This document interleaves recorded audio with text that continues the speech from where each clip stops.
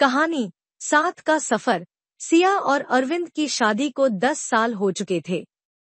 दोनों के बीच प्यार तो था, लेकिन जिंदगी की जद्दोजहद ने कई बार उनके रिश्ते को चुनौती दी थी।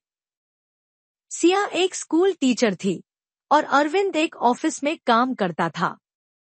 दिन भर की भागदौड़ के बाद शाम को दोनों एक दूसरे से मिलने का इंतजार करते थे, लेकिन धीरे धीरे उनकी मुलाकातें कम होने लगी। एक दिन सिया ने महसूस किया कि अरविंद पिछले कुछ समय से बहुत चुप-चुप रहता है।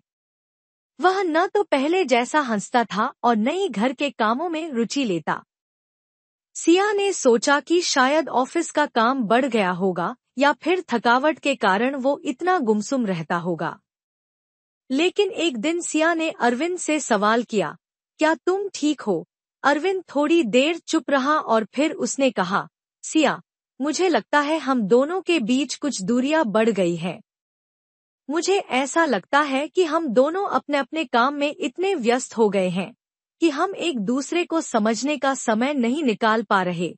सिया थोड़ी चौंकी, फिर उसने कहा, शायद तुम सही कह रहे हो। हम दोनों ने एक दूसरे के लिए समय नहीं निकाला। उस रात दोनों ने मिलकर एक नई शुरुआत करने का फैसला किया।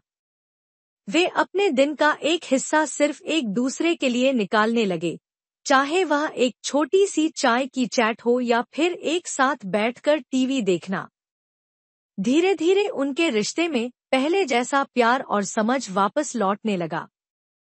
वे जानते थे कि हर रिश्ते में उतार चढ़ाव आते हैं, लेकिन अगर दोनों एक दूसरे का साथ दें, तो हर मुश्किल का हल निकल सकता है।